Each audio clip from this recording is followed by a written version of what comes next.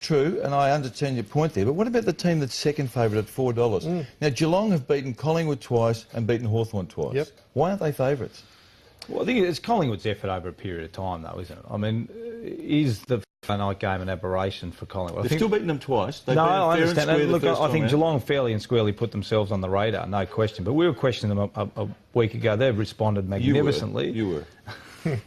They've responded magnificently, but I still think people see Collingwood as the favourites, and I tend to agree with you about the Eagles. You know, at that odds, and they've had a terrific season. I think they've won 11 out of their last 12. Yep. I mean, they're in terrific form. Yep.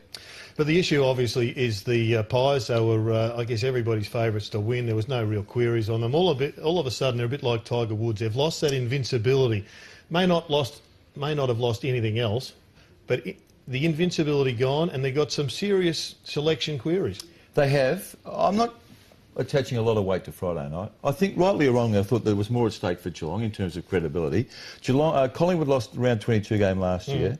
And the other thing, Gerard, just to show that I'm broad in my views, Melbourne Storm won the minor premiership and got towed up on Sunday night. I think when things are locked away and you know what your fate is and there's no query on your form, there's going to be a letdown, isn't there? Well, look, I'm not worried about Friday night. It's probably more specifically about Maxwell, about Davis, about Heath Shaw, Thomas not being there. I think that's where the slight problems are at the moment. It's the makeup of the team.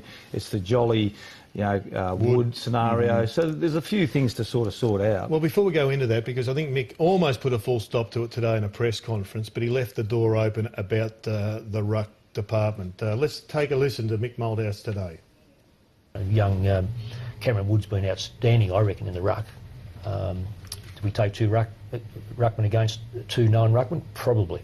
So they're the sort of things that we'll be looking at, because he's got form. Last year he didn't have a lot of form. Josh fell off, so he didn't have a lot of form. So we were compelled to go 1-1, whereas this time we can go 2-2.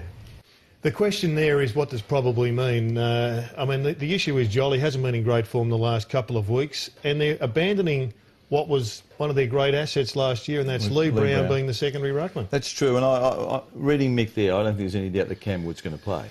Well, you'd have to take that a little bit on face value, and Brown's been playing a little bit down back. So does it mean Jolly plays a little bit more forward, and then to me it's a little bit about Maxwell Brown, is it? You know, if Maxwell comes in, Brown's been playing sort of down back, does he take his spot? So it's a bit of a puzzle at the moment. You've seen Darren Jolly was in your premiership ruckman. No. So they've always had a really good ability to adapt to what the opposition. Obviously, if Jolly dominates as he did in last year's grand final, then it's a lot easier for that midfield. But I still think they've got an ability to read, Naitanui and Cox. But it's certainly a bit more of a challenge. Well, it is a challenge, but Jolly has been very much a non-jumper, a neutraliser, and probably would less so. He's a bit more of a jumper. But if you do get dominated, then it becomes really difficult for people at ground level. And, from personal experience, it's okay if you've got a 50-50 clash, but if you're getting absolutely domised, then you've got some serious troubles. Let's introduce the man who has, I guess, potentially revolutionised it. He reminds me of Shane Warne. He's now got 6 deliveries. We're talking about Nick Naitanui. Yeah, he's got the flipper, the one out the back. Have a look at this one out to Masson. He's got the left-hand flopper, which just swings it out the British. He's got the right-hand flopper. He goes both sides of the body. He's got the dropper. Goes to Pritis again at the front part. The 5th one is the over-the-topper, which is fantastic going to Marston. And he's got the whopper thanks to Hungry Jacks. And that is the reason why, there is an X factor to this match because of Nick Naitanui. As long as he's predictable to his own teammates, and I think that's probably, we've seen Sandlin's probably the most dominant ruckman we've had, for a long, long period of time, and it hasn't really translated to clearances for Fremantle Dockers, because sometimes you're not predictable to your own teammates, and sometimes the opposition can shark those taps as well. Rizzi, I've got to say, I can't remember a more accomplished duo than Cox and Naitanui. There's been great ruckmen through history, but not the pairing. I mean, I think the way they differ is the real strength, because Cox is sort of more that traditional type ruckman, but he can get a lot of ball around the ground. Suddenly, as you're just coming to terms with that as a coach and an opposition ruckman, suddenly he goes forward or off the ground, you're throwing Naitanui, who's a completely different ruckman. And I think that's their real strength. They're so different, the two of them. Brown or Goldsack, Rizzi? I mean, the 3 come in, Davis, Maxwell and Shaw. Then 3 out of Brown, Goldsack, Sinclair, Fasolo, Blair or Ben Johnson, I reckon, have probably got to go. Yeah, you'd think the young kids, I mean, Sinclair for Well, Ben Johnson plays, doesn't he? Well, it all depends. I mean, it depends on how many ruckman Mick takes in. I think it's Brown, Goldsack, Maxwell, that type of scenario. I mean, Goldsack's traditionally the one that's been missing out, hasn't he? But again, it gets back to fitness. I think Mick might have said today, I mean, probably two, but maybe sort of probably three, but maybe sort of type thing. So I still think they're not sold on Davis, Shaw and Maxwell coming back in. Oh, well, they're all certainties, aren't they? I mean, well, on the face of it, but... Shaw definitely plays. Davis has missed 1 week with, I think, pretend hamstring. He plays. Well, the biggest problem is if you don't play them this week and they win, correct, there's another 2 weeks. Yeah. So that's a real issue. Collingwood supporters everywhere are saying, let's just move on. But tell you what, the rest of the world are discussing this because of, I think, the invincibility being broken. Let's take a look at the difference in the Eagles, though. And, Mike, you pointed out in our meeting, it's very much about how settled they are this year in comparison to last year. They've got some of their best names back and playing lots of games on the right-hand column. Well, you see, Darren Glass, he's still one of the 2 or 3 best fullbacks in the competition. Embley's had a magnificent season. Dean Cox played all the games last year. He probably played about 5 of them where he was fit. Lynch is just reborn, isn't he?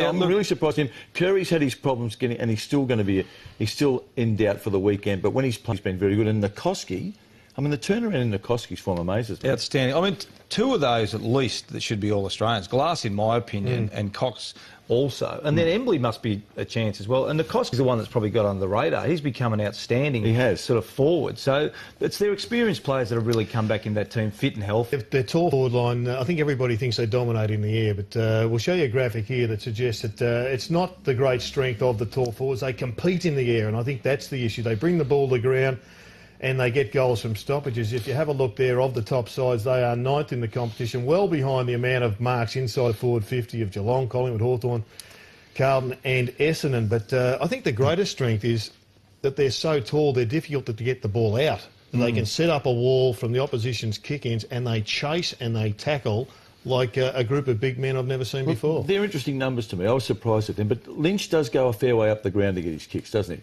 Like, he can take a lot of his marks forward of the and he'll have a lot of shots from 60, 65, so they're not marks inside 50. I think the game's come back to those guys. I mean, 2 years ago, people were questioning the big forward line, but the way the game's played now with these zones and presses, there's 2 real hot spots on the ground, and that's kicking a wing to try and break the press and then getting it quickly turning around. So it is a bit of an advantage. You've got 3 tall forwards. They don't have to mark it, but I think you're right, Jared. The predictability of at least where it's going, and I suspect they don't get outmarked too often down there. Final word on the Eagles. I reckon Mark Lacroix is good with the ball in his hands as anybody I've seen, but just watching him the last 6 weeks, I reckon he's running the one way and he needs to buy into the defensive pressure that group put on.